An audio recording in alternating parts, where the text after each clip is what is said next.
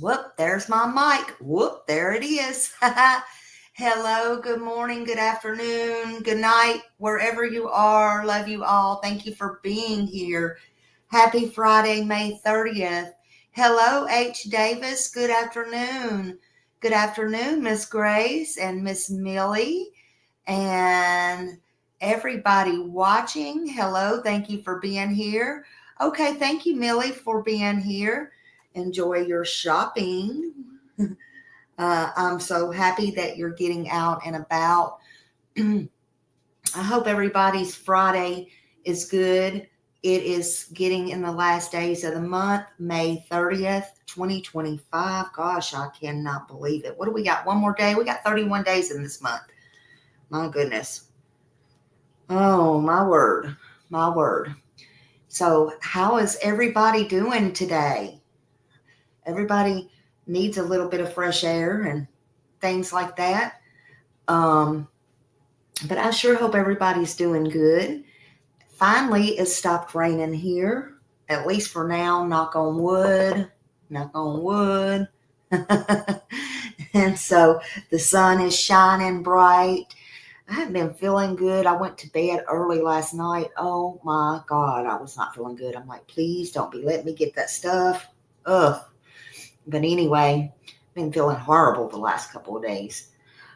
Grace said I got up at 4:30 and got to doctor. Storms made me nervous. I know, Miss Grace. I don't like driving in the rain. I hate it. I don't mind the storms once in a while as long as I can be at home. And I was dreaming somebody was ringing my doorbell. Wasn't nobody ringing my doorbell. I was having these dreams. You have sinus infections. I hope yeah, I know. And especially if it's raining and all that. And it's everybody else I say you got to watch out for, But when the rain is pouring down, it makes it so much worse. So much worse. They gave you antibiotics. Oh, well, hopefully that'll start to work at least within 24 hours. Usually it takes within 24 hours, So hopefully you'll start to feel better. I sure hope so. But yeah. Hello, H. Davis. Hello. I seen you as number one in here today. Again, you are on a roll. You should let number one be your what do you call it? Your lucky number one. You're on the road. Be careful driving. Be careful. I hope the weather is good for you wherever you're going, driving and everything. Just be careful. Be careful. So I hope everything is good. So I come across this and I thought it would be a good story and a lot of education. Your lucky number 17. Well, it's got a 1 in front of it. So you could need to play that lottery. 117. I'm just saying. And box it in or something. I'm just saying. 17's a good number. But I thought it would be a good education and a little good video to we got a couple of little videos to watch, but I just thought we could talk about it. We could talk about it a little bit. Something a little bit different. Actually, I got a couple of things that I wanted to talk about throughout the day. I had one already made up I was going to talk about last night, and then I got sick, and so I'll probably talk about it today. But and then tonight maybe we'll come on about Sebastian and keep his name again to the forefront. I always have him up here though. Sebastian Rogers, missing from Hendersonville, Tennessee, 5'5", 120 pounds, wears glasses, autistic. Any information, please still call 1-800-TBI-FINE or 615-451-3838 or 1-833-TELL-DOG. Reward is $500,000 total. Please tell anyone. Thank you to all my mods and my subs. I love you all. Hello, YouTuber. Hello, everyone. Yeah, it never gets old about Sebastian, and we always can continue no matter what we're doing, somehow, some way to keep his name and face out there. And that's what I intend to do. Period. Period. So anyway, I do want to talk about this because, again, if you stay till the end, you'll understand. But before we continue, there is this doctor that I come across, Dr. Todd Morgan, and he was unalived. And, it's just a shame. I know this goes on every day in the United States and all this, but this was a sad case. And he met this girl on this dating app, and we're going to talk a little bit about the dating apps and stuff like that too, because I want to bring some awarenesses to that.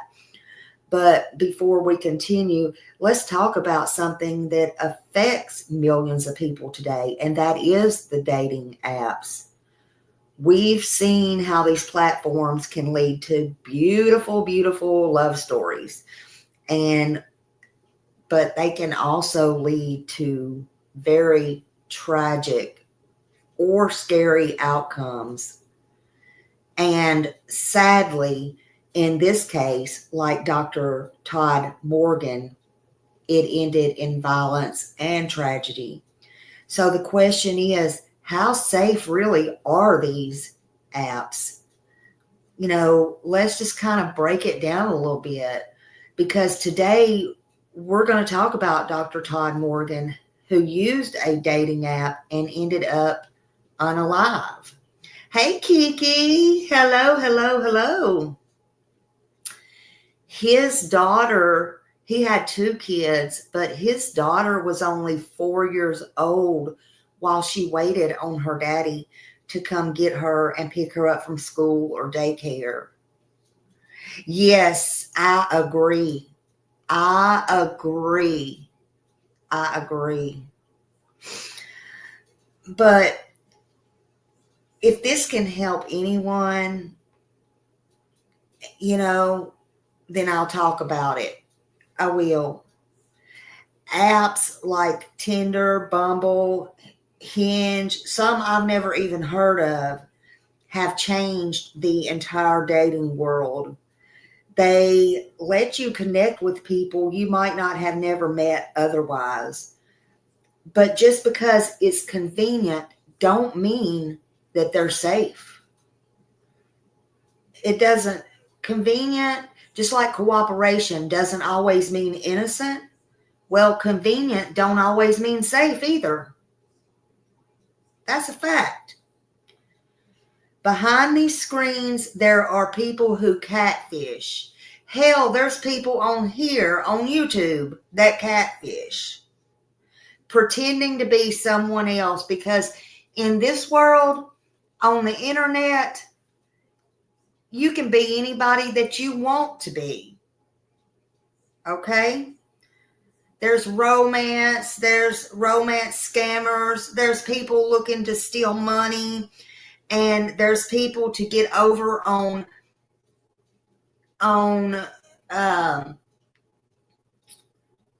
there's people to pull on your heartstrings. There's people to, I think so.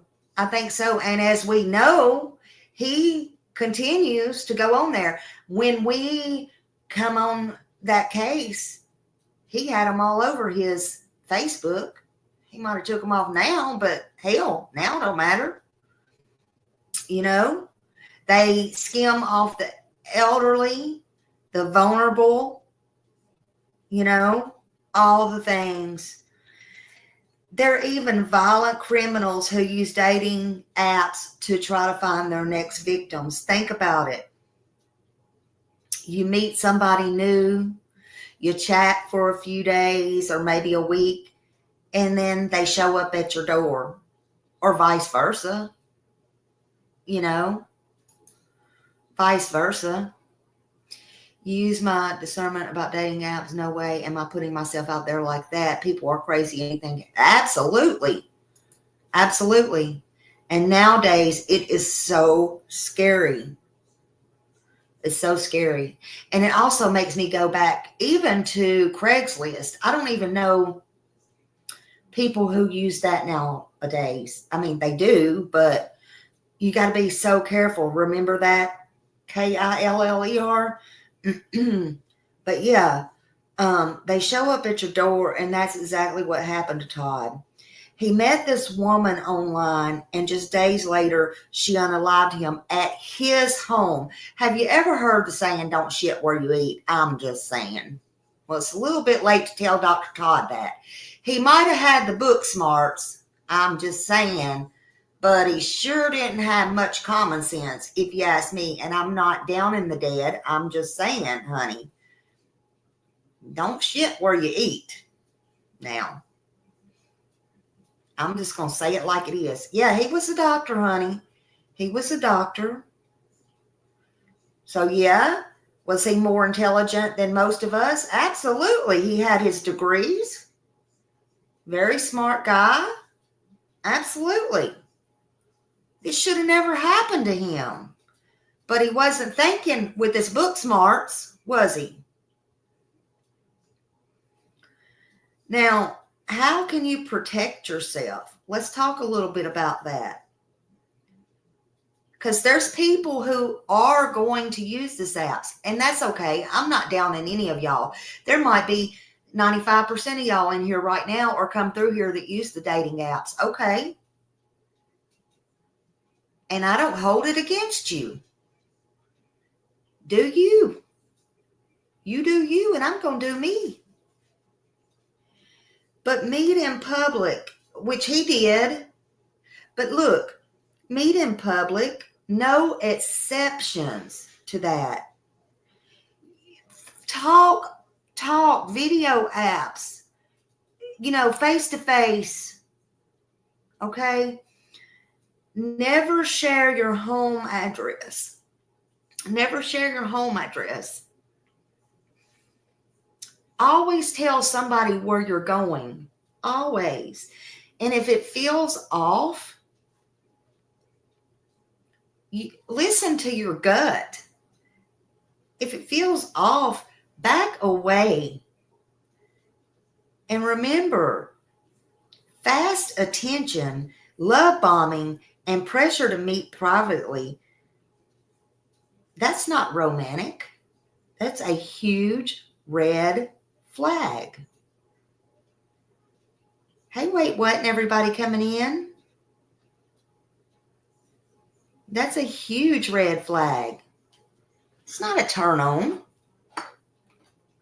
Lisa said, I've been with myself for 18 years now. Will never get that desperate. Exactly.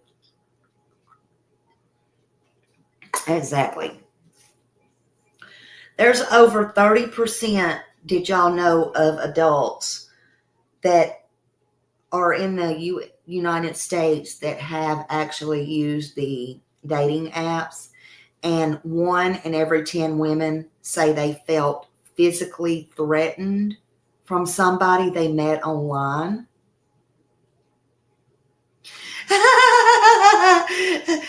Right, Kiki? Me too.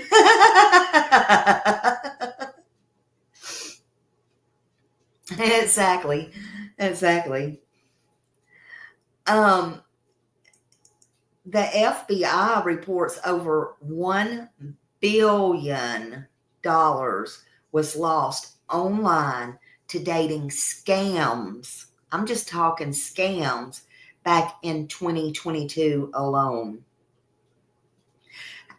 I'm not going to judge, and you don't have to put it in here, but how many of you have ever, even if you are right now, you don't have to say now. I'm just saying, how many of you have ever used a dating app? You can put a 1 in the chat. I'm not going to judge you or bite you or anything like that. It's not a trick question. I'm just asking. Because I want to know if you ever did, even in your younger days or whatever, did anything strange happen to you, or did it make you back away, or was it fun, or, I mean, what? Was there something that told you not to do it again or anything like that? I'm just curious. I'm just curious. What you see on Smileys is what you get. We ain't putting none of them anonymous questionnaires up. Smiley's just asking. It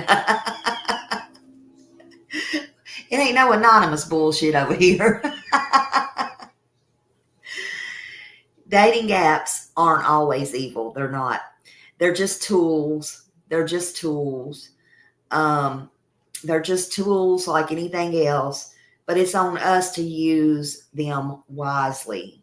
You know, stay smart, stay safe, and never ignore your instincts. We all have instincts. I saw that, Kiki, that there's a Facebook group that calls out cheaters. Yeah.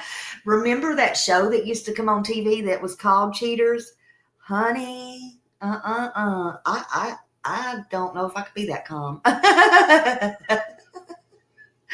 used to watch that many moons ago. I don't even know if it's still on there or not, but that's pretty. It's sad, but it is kind of funny. I'm sorry. I'm sorry. My son has learned a hard lesson on swiping right. The nightmare of a 6-year-old still going on. He thought he could help and got his heart ripped out, but lessons learned. Yeah, sometimes you have to learn lessons the hard way. Absolutely. Absolutely. Sometimes you see things that happen with other people too, and it tells you, you don't want that happening. Or people that we know just are not, yeah. But yeah, that's sad. That's sad. I knew somebody once who got catfished. Okay, who got catfished. The joke was they ended up getting the real person. And oh my God, she was a dead knockout. And it lasted for a little bit. It didn't last long. Of course, what do you expect online, right? But how do you get catfished and then get the real catfish? What? I'm just saying. Look, I've seen some shit in my life, I'm telling you. I don't know. But, yeah. My oldest son is hard-headed, learns everything the hard way. Thank God he got away from this one crazy girl. She tried to jump out of his car while he was behind him. I called her and, oh my God. Yeah, people's crazy. And I do mean that literally. Wild. Yeah. Wow. It's like anything else you do, though. Again, you don't bring your crap where you eat, around your kids where you sleep. Jesus, everybody knows that. Dr. Todd Morgan was a respected business professor. He met this woman through a dating app. He invited her to his home, and just days after just days, hey, Cinderella, and she shot him to death. He never dreamed this was going to happen to him. I'm sure she sweet talked him. You know, the person that took his life for nothing, to put it nicely, online was a 32-year-old woman he barely knew. He just met online. They met online. She's now serving her life in prison. It's senseless. It destroyed many lives in his family, his children, his patients, hers, her family. When you do something like this, you're not just hurting the person you set out to hurt. And that's in anything you do and anybody you choose to hurt. Because yes, it is your choice. That's what I feel like. That's what I feel like. You're not just hurting that person. You're hurting so many others, and you are destroying so many lives that you never in a million years dreamed about or even knew about. And again, if you meet someone like this, meet in public. Use video chat first. Don't overshare, and never invite somebody in your home too soon. This just isn't about Dr. Morgan. This could happen to anyone. It could happen to you. It could happen to me. It could happen to anybody in here or passing through. Protect yourself and know the risk. Now, Dr. Todd Allen Morgan, PhD, he was 41 years old at the time of his death. And again, we're going to watch some stuff, but he was 41 and he was an assistant professor. He was in the management department at Cleveland State, Ohio.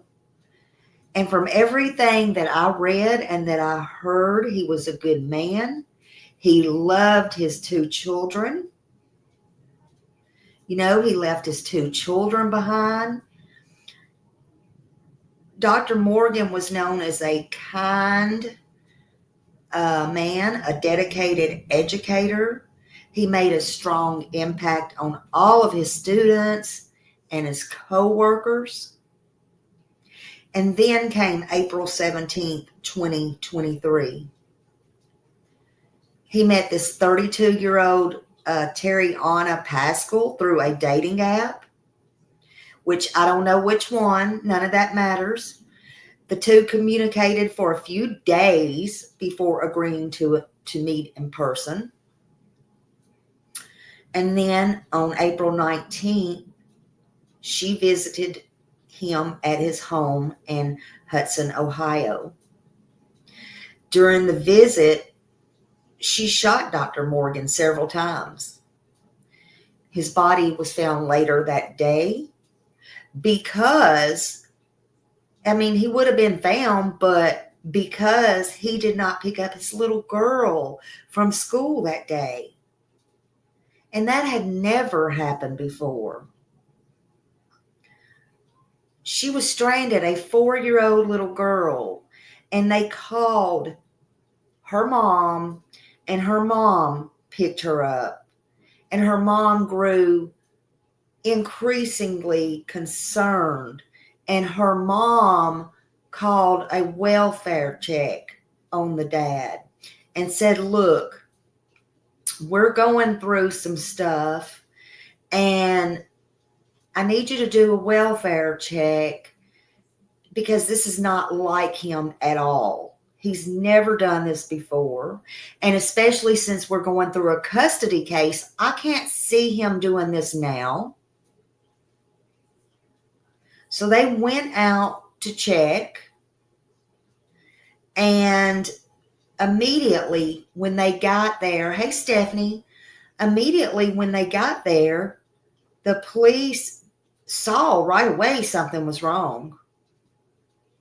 They could tell. So they went into his home, and very soon after that, through DNA, through his phone, and through different things, they tracked down this girl. And she was arrested, and she was charged with aggravated unaliving. The motive appeared to involve robbery or premeditated violence, but prosecutors have not released the full details Because in the house, when you seen the pictures and stuff, or from what I looked at, I don't know if I'm going to show that today. I don't know if it's in the two that I chose, but there was still like money laying around, and there was computers laying around and stuff like that. So it's kind of weird. But September 2024, Tariana pleaded guilty to the unaliving, and she was sentenced to the life in prison with the possibility of parole after 23 years. I'm sorry, Stephanie. I'm praying for you. I pray that you have a better day. I'm sorry. Many prayers, Stephanie.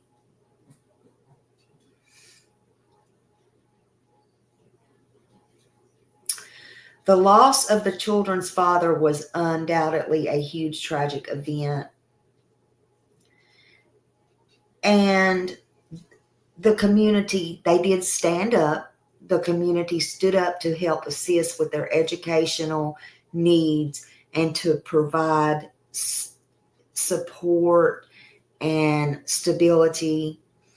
And it was really a challenging time. It was unbelievable for everybody to believe what had happened.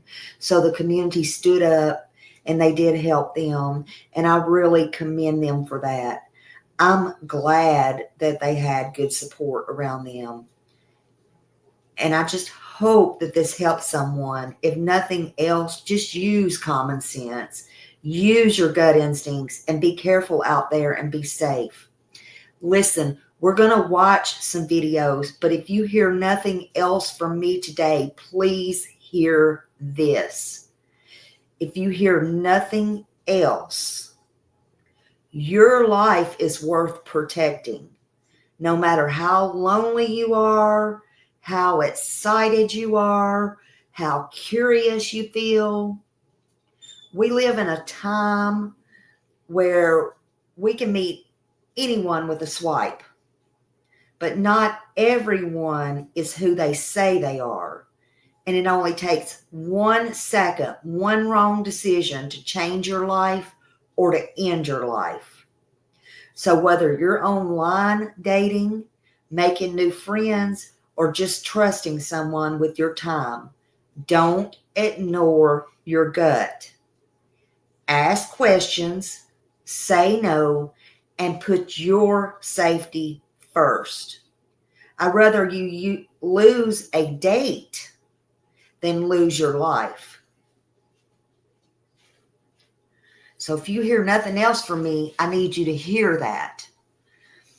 Now, hold on. We're going to play this. I think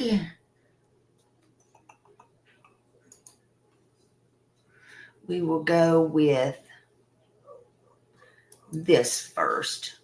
So if anybody's in here, give full credit to Sinister's End. Drop that link if you don't mind. And let's listen to exactly what happened.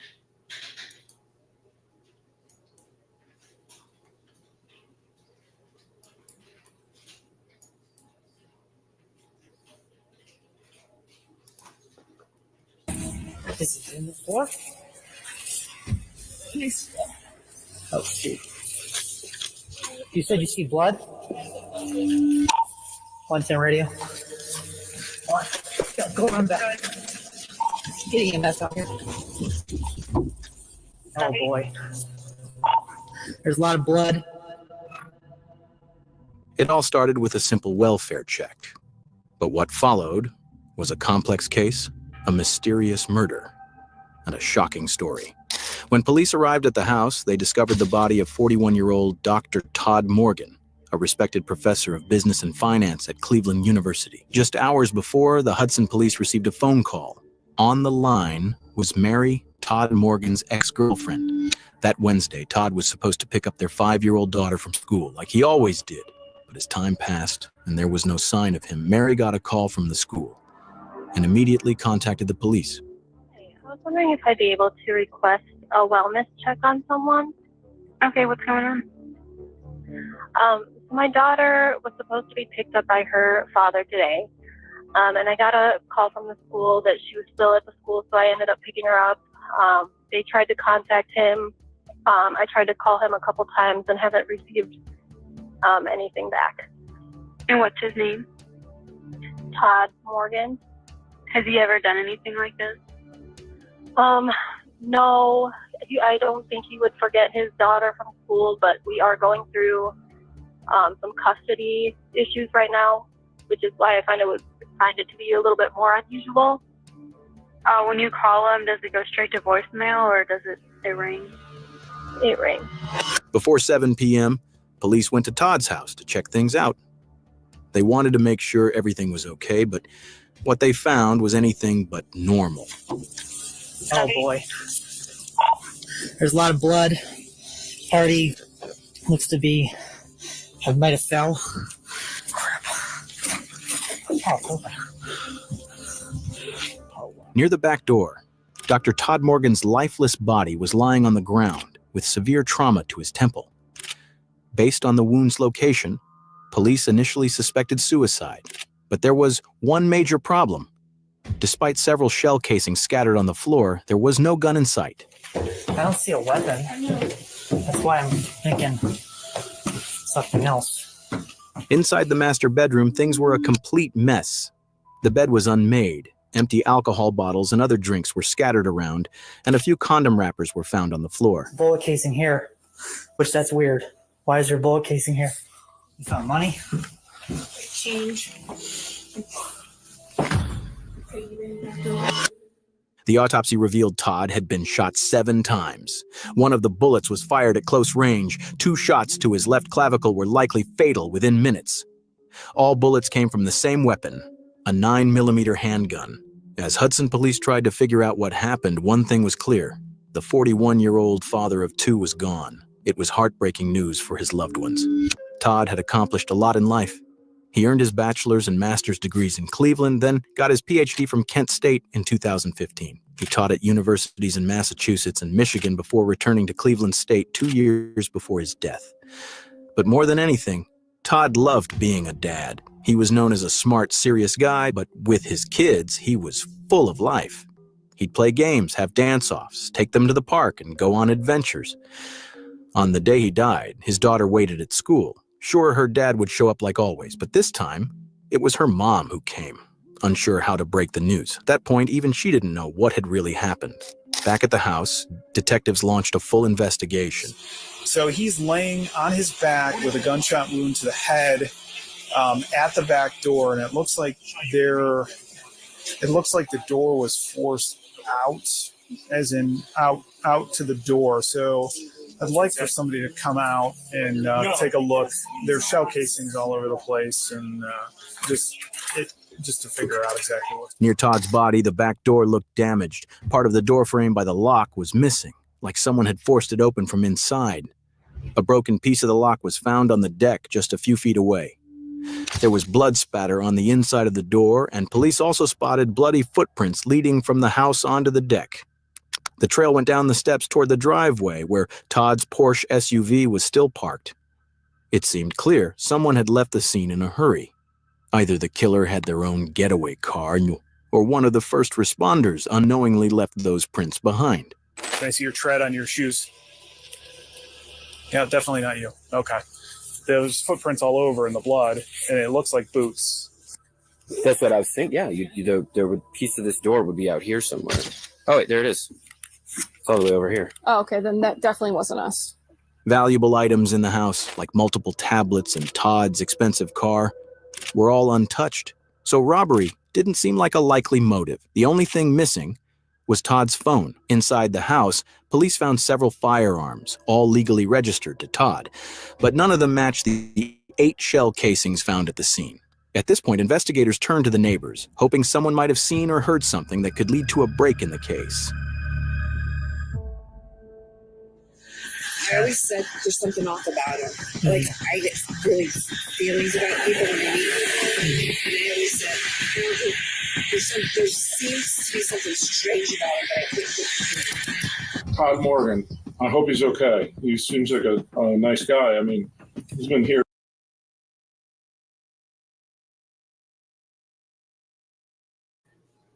No, Kiki, they wasn't together. They just met on a dating app. I mean, they hadn't been seeing each other, but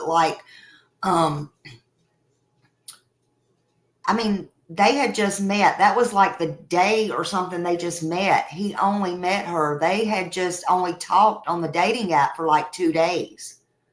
So they couldn't have been breaking up. I mean, that's just my opinion, but and it's possible. That's a good possibility right there. But yeah, I don't think they were like breaking up because I don't think they were like together. That's just my opinion. I don't know. Anything's possible though these days. Let's see. Here a year and a half. Year and a half. Kids. Okay. Somebody come out of the house to the car that was next to the Porsche. They were in the car. I mean, it was there. The Porsche? No, it was next to the Porsche. Okay. And it was there when I woke up this morning at 5 o'clock. On you before? Like strange, it was saying it's strange to you. Just seems odd. Weird. He said he worked from home. What the fuck does he do? He drives a Porsche. That's pretty common nowadays. He's at the house the whole time. Where does this guy get his money from? I don't know. Like, what does he do? And he says, he needs to run errands and go to the gym, and so he wants my daughter to babysit. He just seems off. Just seems off. He seems like fucking off, like fucking weird. Like, I don't know. I have very off feelings.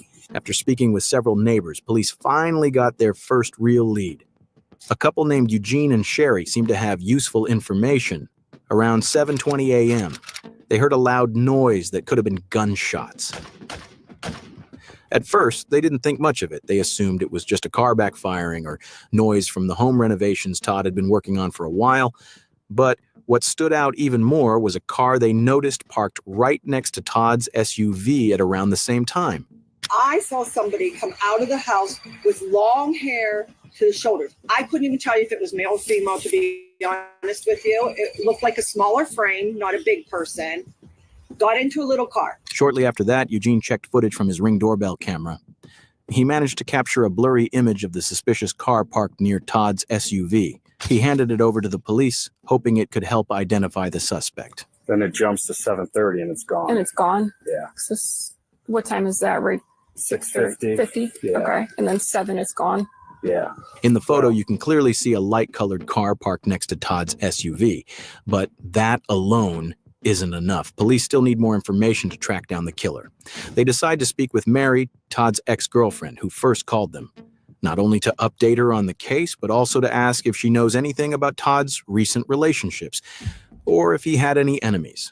We found Todd dead today. So, And any explanation? we're still in ongoing investigation. We have the detectives looking into it right now. Todd's first marriage, which gave him a son, ended after he had an affair with one of his students, but that relationship didn't last long either. He also struggled with alcohol issues and had recently been trying to turn things around. He was taking daily breathalyzer tests using a device connected to an app, and the results were sent to Mary throughout the week. He's required to do an iSober device. What's that? It's to, he'll breathe into it and it reads whether he's had a drink or not. For the vehicle? Just any. Oh, wow. Anything at all. Okay. And the last report I got was from yesterday at 7 o'clock in the morning. You get reports from? Yeah, emails, no kidding. Results. You got a result for that test yesterday? Yes, I can pull it up. Does it give numbers or just say if it's positive or negative for alcohol? It does give numbers. Okay. What's this test called again? iSober. The only other thing I can think of, but this was well over a year ago, his ex was dating someone that he said felt threatened by her and him ever having to exchange anything in person. Okay. So they would meet. They would meet at a police department or a common area. As the investigation progressed and police began piecing things together, they stumbled upon something highly suspicious. On the morning of the incident, around 7:21 a.m., a 911 call was made. The location of the call traced directly back to Todd Morgan's house, but the call wasn't from Todd's phone. Based on the timeline and evidence, this call likely happened around the time of the murder. The call was answered by Hudson Dispatch, but no one spoke on the other end. While that might seem strange, it's not entirely uncommon. On iPhones, pressing the power button 5 times in a row can trigger an SOS call, even by accident. It's very possible the killer accidentally triggered the SOS feature and unknowingly gave themselves away. The number belonged to a 32-year-old woman named Tariana Pichel from Akron. Her physical appearance matched what the witnesses had described, and she drove a silver crossover vehicle. What was she in trouble? Well, you talk to her. Oh, okay. I definitely let her know.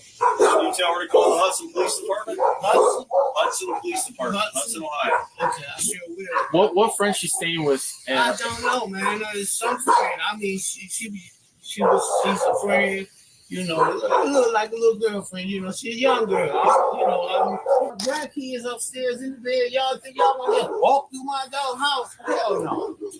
Ain't no Terriana in here. Apparently, you see that she's What's that? She's with one of her girlfriends in Garden Valley. Yeah, how far is that from here? That's not far. Oh, we could follow you over there. The connection between this woman and Dr. Todd Morgan was still unclear. Police quickly went to the address linked to Tariana, but the homeowner claimed she didn't live there and refused to let the officers search the property. Tariana Pichel had actually been to the police station just days before Todd's murder, questioned in connection with a different case. Back then, she had accused another ex-boyfriend. Even though investigators were fairly certain she was the shooter in that earlier incident, there wasn't enough solid evidence to charge her. This time, though, things were different. Phone data placed Tariana right at Todd Morgan's house at the exact time.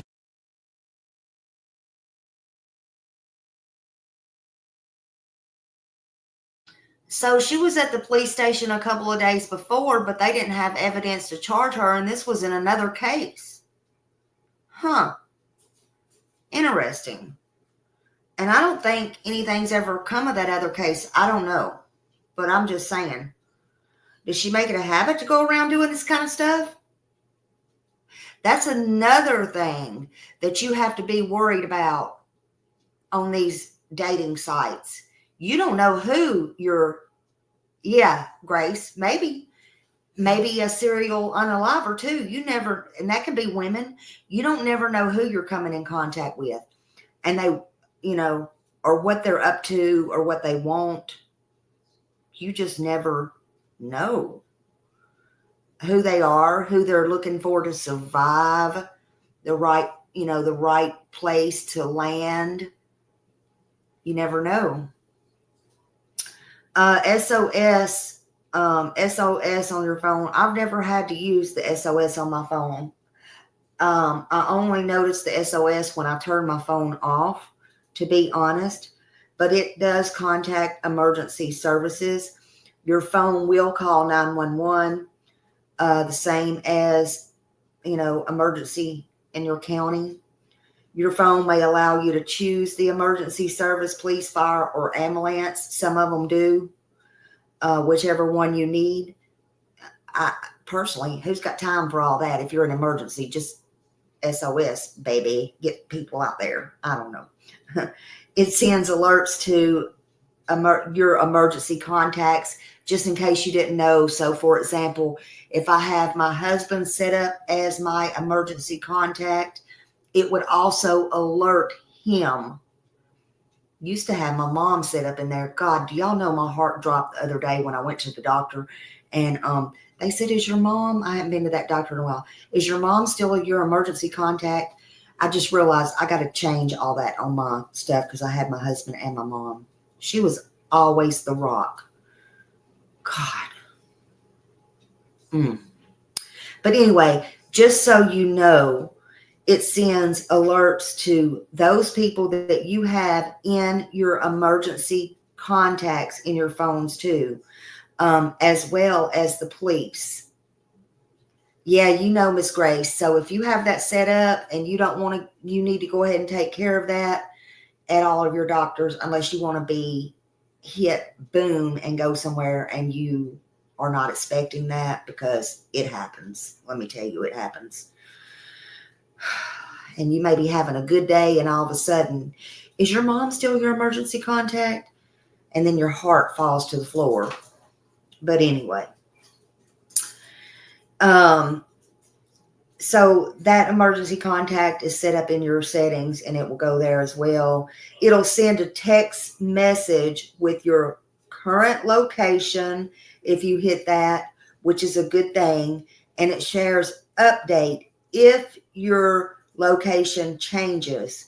Sometimes, not all the time, depending on these phones or the phone companies, but sometimes it will send a screenshot or a short audio recording on some Androids or third-party applications. So sometimes it'll also trigger a loud alarm, like, you know, your phone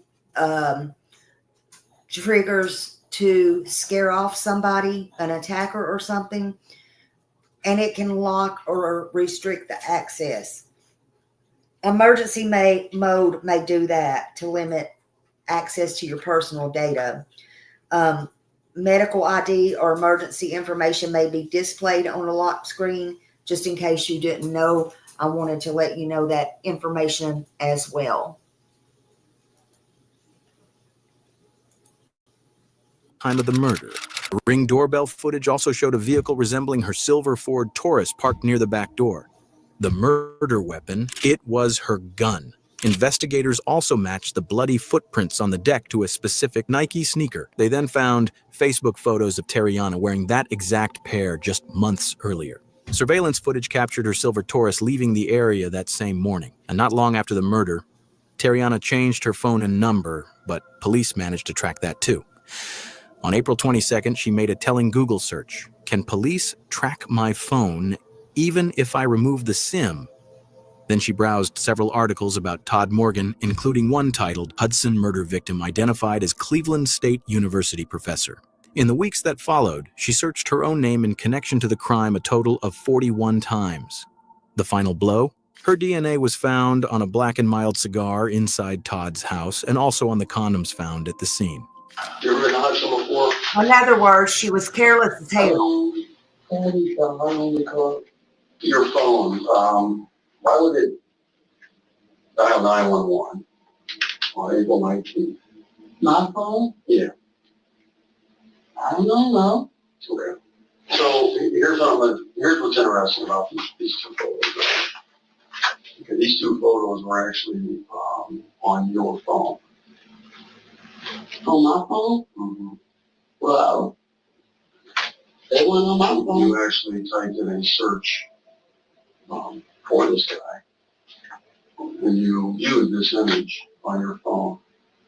You also did a search for 320 West Streetsville Street, and you viewed this image on your phone. Barry, I will give you an opportunity here to talk to us. We need to know what happened. Okay, and I'm telling you, I don't know what's going on. Well, Now, with all the phone data in hand, Terriana had no choice but to face the evidence. It turned out that she and Todd had originally met on the dating app Bumble. Their conversation quickly moved off the app and continued through text messages. We got a lot of information. We have DNA evidence, we have video, we have phone calls, we have Bumble chat messages. Okay, we have shell casings, we have shoe prints. We've got a lot of stuff. Terriana's message history showed multiple conversations related to prostitution. In those texts, she made it clear that she only did out calls, meaning she would travel to meet clients. She even shared pricing details with them. On the day Todd was murdered, Terriana received a $50 payment from him via Cash App. When questioned about it, she said people send her money through the app all the time, and there was no way to say what that payment was for. However, investigators discovered she had searched for Todd's name, his address, and news articles about his death. Yet, despite all of this, Terriana claimed she didn't even remember who Todd Morgan was. So, Todd Morgan sent you $50. Wow. Okay, but he did. So, what I want to ask you is, there was another payment. About 23 minutes later, there was a $1,000 payment that was sent from Todd Morgan to Black Beauty. And you confirm that Black Beauty, this Cash App is you. That's you, obviously, in that picture. So he sent you $1,000. Now, we go back to a $50 payment. You say, guys send you random $50 every now and then. Okay, you guys send you random $1,000 payments? No. Okay, so it can happen. The second payment of $1,000 was never completed. Because of the larger amount, the transaction required additional verification.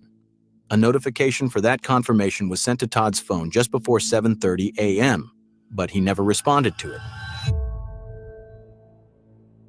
In September 2024, the case finally went to court, but on the very day the trial was set to begin, Terriana reached a plea agreement with the state. Yes, to his family, I'm very sorry, and I hope that one day that you can find it in your hearts to forgive me. She agreed to plead guilty in exchange for a sentence of 20 years to life for Todd's murder, along with an additional 3 years for the firearm charge. Under the deal, she would become eligible for parole only after serving 23 years. This resolution spared Todd's family the emotional toll of a full trial, while also giving Terriana a chance at a potentially shorter sentence. She was only 4 when she waited at school for her dad to pick her up, not understanding why he never came. I'm Todd's mom.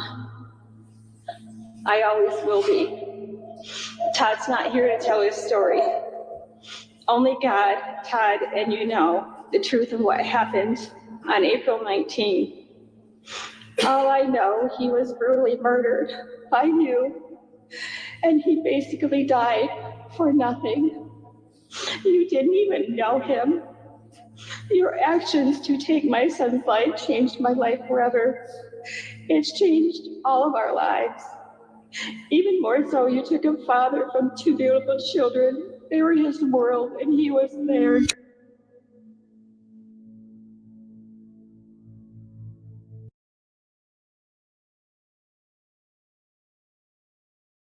That's absolutely heartbreaking.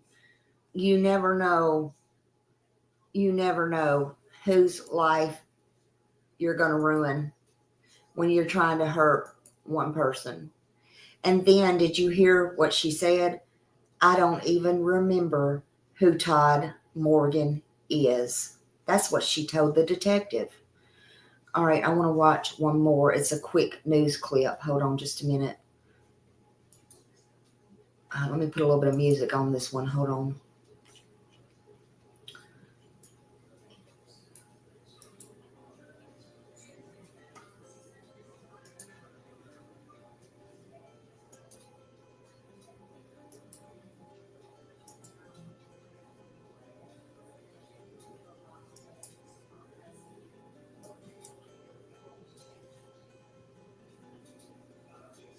A heartbroken family gets justice but may never feel closure after a woman learns her punishment for killing a Cleveland State professor inside his own home in Hudson.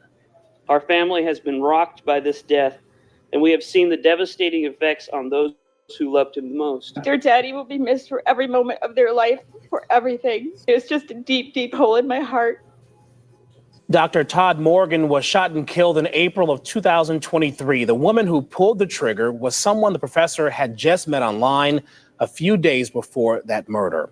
Good evening. I'm Damon Maloney in for Rob Powers tonight. News 5's Bob Jones was in the courtroom today when both the victim's family and the killer spoke. I would like to say, I hope you burn in hell, but I can't because I'm a Christian. I serve a God. Sandy Morgan, the mother of Dr. Todd Morgan, speaking about her painful loss, remembering her son as a loving father whose kids are now 6 and 12, and a proud Cleveland State business professor who cared for his students. All I know, he was brutally murdered by you, and he basically died for nothing. She delivered many of her emotional comments directly to the woman who took Todd's life, Terriana Pichelle. Todd's family deserves to know what really happened that day. If you ever find the courage to tell the truth.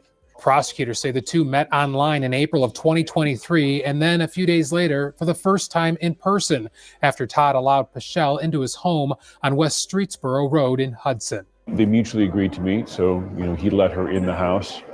So there was nothing that would have led him to suspect anything was going to go wrong when they met. But something went horribly wrong, and Pichelle shot the professor several times, leaving him to die in his home. What happened in the moments leading up until Ms. Paschal taking his life, only Ms. Paschal knows. Todd's ex-girlfriend, Mary, also spoke in court. She asked police to do a welfare check after Todd didn't pick up their daughter from preschool. She was only 4 when she waited at school for her dad to pick her up, not understanding why he never came. Pichelle pleaded guilty to aggravated murder, and a judge sentenced her to life in prison with a chance at parole in 23 years. Today, she apologized to Todd's family. I'm very sorry, and I hope that one day that you can find it in your hearts to forgive me. If the case had gone to trial and Pichelle was convicted, she could have received life in prison without the chance of parole. But both sides felt the defendant taking responsibility and sparing the victim's family from a trial were reasons to avoid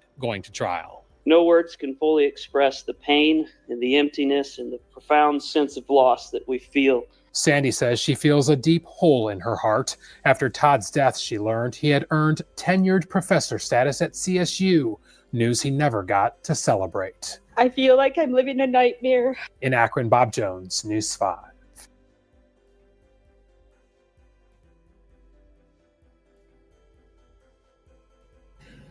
If that don't break your heart, man, I don't know what will.